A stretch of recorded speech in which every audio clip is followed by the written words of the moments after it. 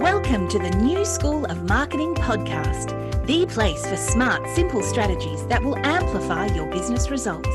Sharing practical tips, insider knowledge, and actionable advice because marketing is something that every business owner can do. Now, let's get started. Introducing your host, Bianca McKenzie, mum, lover of snow sports, camping, horse riding, and in-demand launch strategist and Facebook advertising knowledge bank. Hey, welcome back to the New School of Marketing podcast. I'm excited that you're here. Thank you so much for tuning in. And before I dive into this episode, I would love to pay my respect and acknowledgement to the Palawa people of Lutruwita, who are the traditional owners of the land on which my business operates. I pay my respect to the elders, past and present. Wow, we just started school holidays, which is always a whole funny roller coaster in the world of being a business owner. On one side, amazing that, I'm in charge of my schedule and I don't have to ask anyone for time off, so I can do things with my little girl.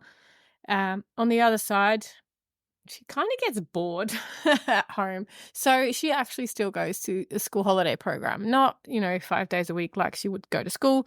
But yes, she does still go to a holiday program just because she has more to do there and more stimulation. But I do like our mother-daughter dates that we get on the days that she doesn't go. And we don't get many of those days because, with her little brother in the mix as well, most of the time when she's home, he's home too. And there's two kids. So I've kind of reserved some days for her and me just to do things together, it's just really nice, really. And I'm so mega proud of her. She's just had her dance concert, her mid-year dance concert. And if I look back at when she started dancing, wow, she's come in leaps and bounds. Like she was a little bit, I hate to say it, but a little bit unco the first few times. She's just like, she's just stepped up so much and loving it. So I love it. It's great. Anyway, I want to talk about sales funnels. And before you're like saying, this is not for me, I'm out of here, or let your eyes glaze over, it's both interesting and necessary. Even if you're not selling courses, you in a way have a sales funnel. So let's just have a look at it. I'm going to break it all down for you. So if you are new to it, or if you're kind of like, don't worry, I'm going to break it down step by step. At the end of this episode, you'll have a total clear understanding of what a sales funnel is, how to create one, and how to create one that converts for you. So let's get started. Now, when I studied marketing, and yes, we were introduced to the concept of sales funnels, but you kind of think about it like, that's for like big businesses and it's not something that I will be doing. But actually, no, every single person who has a business in a way has a sales funnel, whether they actively create one or whether they organically let one happen. Every single person, every single business has a sales funnel. And when I first started, I was like, oh man, it's like it sounds so complex and maybe a bit overwhelming.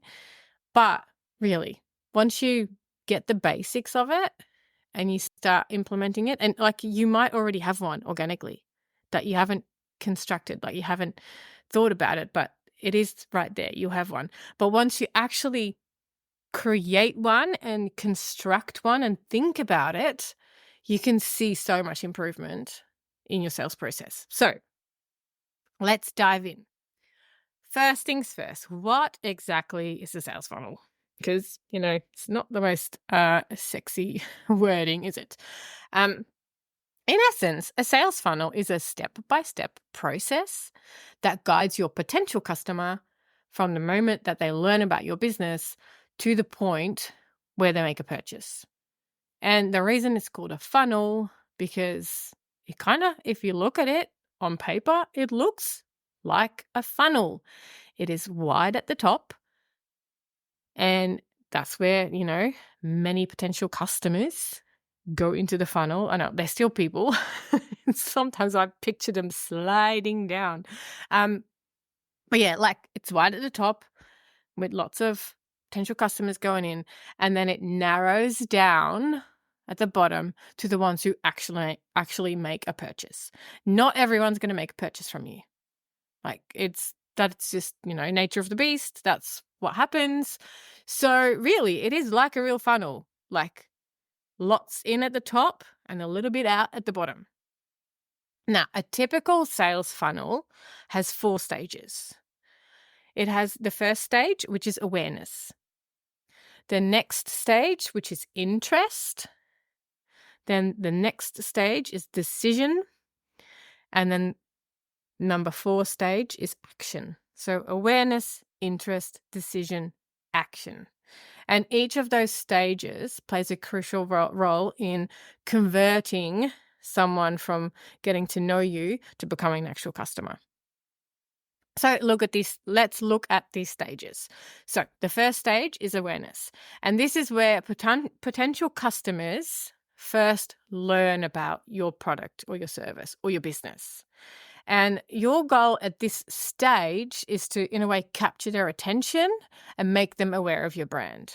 Because they're not aware. Like, it's the awareness stage. They won't know about your business. They won't know about what you offer. They won't know about how you can potentially solve a problem for them.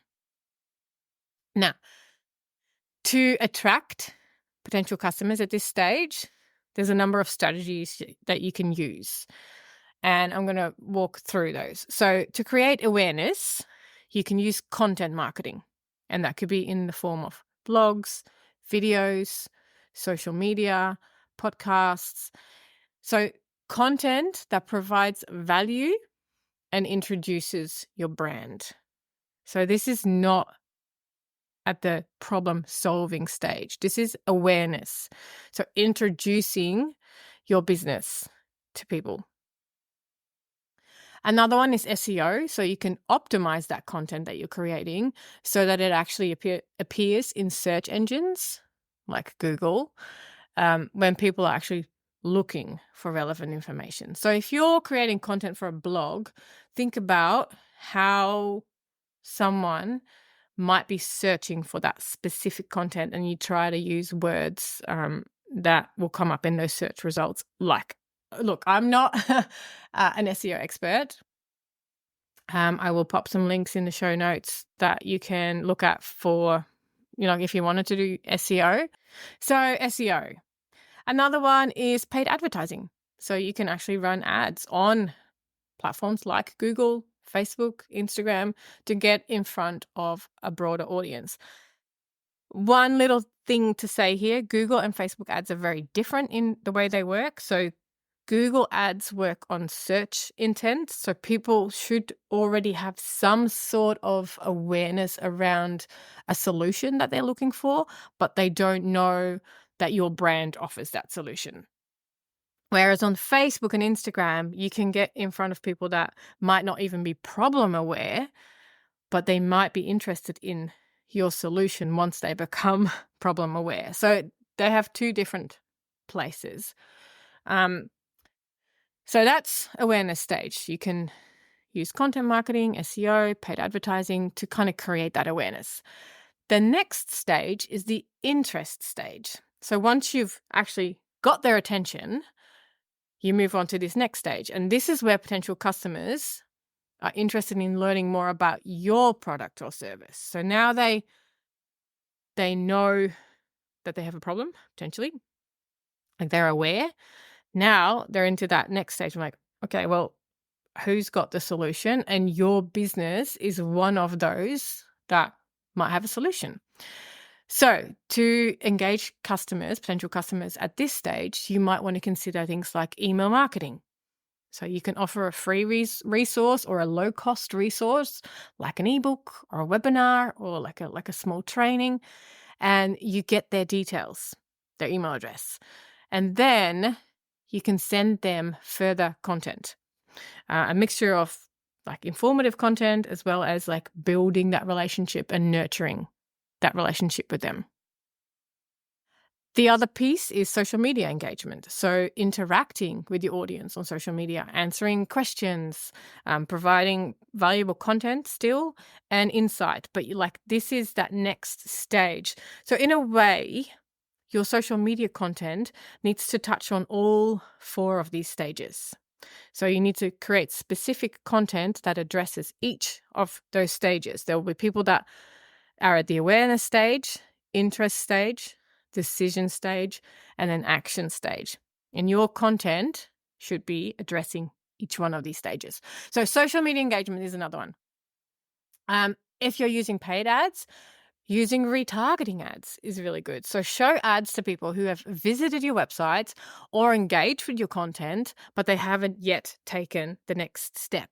And they might be ready to take the next step.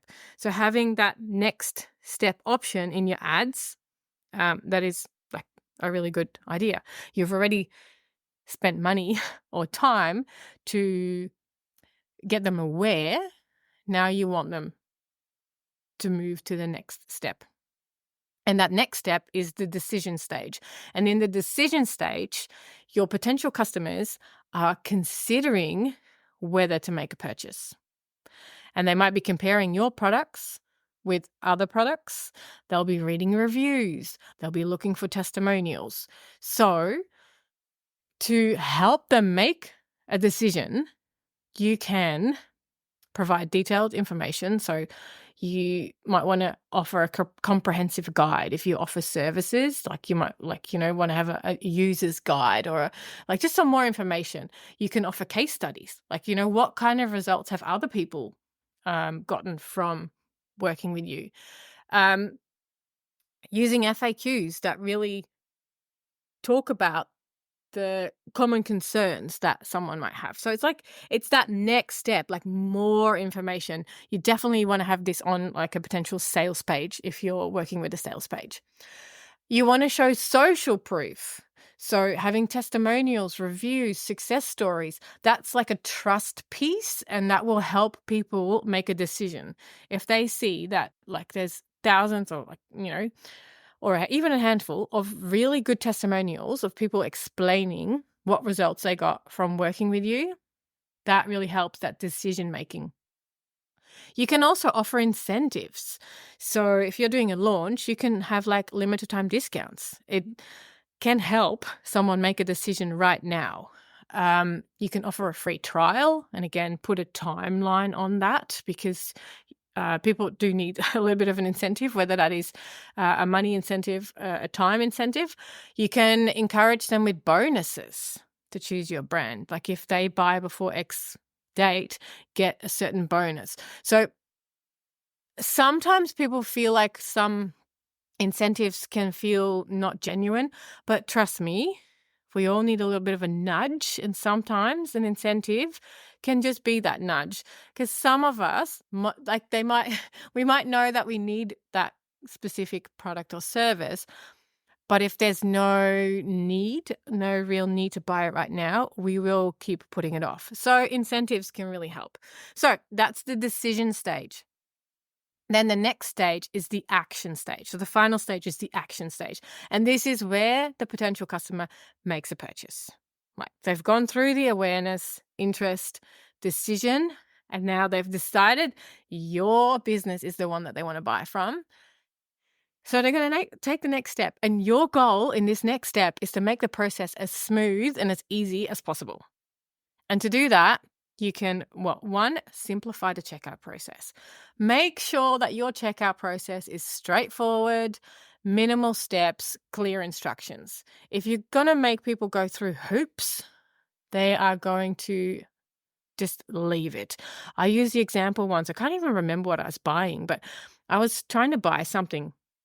And I swear I went through 5 steps to actually get to the final checkout, because every single time I went to the next step, it was, oh, do you want to buy this as well? I'm like, no, I just want to buy this one thing. Stop showing me all these other things. I persisted because, one, as a marketer, I was curious what they were doing and how many extra hoops and steps I was going to get Two, I wanted that one product, the one that I put in my cart and not these 5 other ones that they showed me. But because I'm a marketer, I was interested to see the process, but oh my goodness, it drove me crazy. So make it easy and make it straightforward. Another one is offer multiple payment options. So providing a number of payment methods can really help people's preferences. Some people don't really want to reach for their credit card because it's like in the other room and they have to go and get it, blah, blah, blah. PayPal, super easy. Stripe, but people like different options. So give them different options. And another one, and it's like, I know this is going to sound very simple, but follow up. Send a confirmation email and consider some follow-up emails to say thank you and also to give them additional support and related products. Like there's nothing worse than buying something and getting zero. Like at a minimum, you want to get an order confirmation, right? But having an automated process in place that welcomes people, especially when you're selling online courses. People need to know where to go to watch their videos, how to log in, how they can get in touch with you if stuff is not working, because sometimes it just like it isn't. So send a confirmation email and follow up with some emails to say thank you and what the next steps are. So sounds simple, but do it. So putting it all together. So each stage of the sales funnel is crucial and they all work together to basically guide a potential customer from not knowing you or not being aware at all to making a purchase. And by understanding each of these stages, you can create like more of a seamless and effective sales funnel. And like I said, you might already have a sales funnel that's kind of like organically happened, but sit down and look at each of these stages and how you can potentially support that even more so that it is a better experience for your potential customer as well as a better experience for your customer. So like imagine if you're selling an online course. So at the awareness stage, you might attract people with a blog post about a relevant topic. And then at the interest stage, you offer a free webinar. So someone is like getting deeper into your network, like reading a blog post, pretty like easy to do, right? It's there, they can read it. But the next step, like, because they might be interested in what you have to offer, the next step, having a webinar, that's more commitment from them to sit through a webinar or even a video. That's more commitment. So they're taking that next step. And then they might be getting to a decision stage. At that decision stage, you have a sales page that really paints the picture of where they're at now, where they're going to be at when they work with you, and have testimonials on that sales page. Really like map it all out, address FAQs, give a limited time discount, like so people actually have a bit of an incentive to get it right now.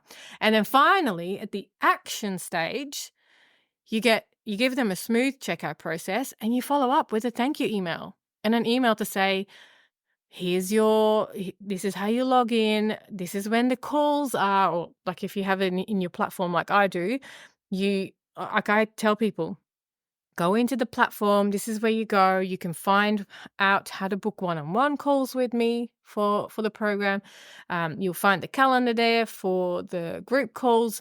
So like make that, give them each of those steps. And like it sounds so simple when you put it down like that, but you want to, in a way, be the architect of your sales funnel and work out how someone is going from discovering you to trusting you enough to give them their money and then being happy with that process. Like, don't forget that action stage where you actually onboard them and show them love because they've given you their money. And at the top stage, the awareness stage, even this, like when you build this out, this is a sales funnel, and not only the people that go into the funnel are in a funnel, but in a way the process is a funnel, because at the top you have all of these content pieces, all of the attraction pieces, and that would be could be like a ton of content, like social media content, blogs, podcasts, interviews. That could be like a whole library of a lot of free content. And then it gets narrowed down because the next step might be like one piece of content, like a webinar that they watch. And then, they go down and get funneled down to trusting you enough to buy from you. So to recap, a sales funnel guides potential customers from awareness all the way through to action. So you want to focus on creating valuable content. You want to focus on engaging with your audience, giving them detailed information, and then making the process to purchase from you as easy as possible. So how can you do this yourself? Well, start building your own sales funnel. You can start today, piece of paper, bag of a napkin. Lots of things happen, good things happen from that. So start mapping out each stage and then implementing the strategies that I talked about. And I'd love to know your process. I'd love to hear about your successes and maybe challenges that you are coming across. So feel free to reach out on DMs on Instagram or send me an email. I would love to hear about this. And if you have questions, reach out. I'm always here to answer. All right. Thank you so much for joining me on this episode of the New School of Marketing podcast. As always, I hope it was helpful and I can't wait to share more marketing tips with you next week. Now, if you are ready to take your business to the next level with Facebook and Instagram advertising, make sure that you visit newschoolofmarketing.com where you can download practical free resources and subscribe to the podcast so that you never miss an episode. I can't wait to go on this journey with you. Until next time, take care and don't forget, market your business every day.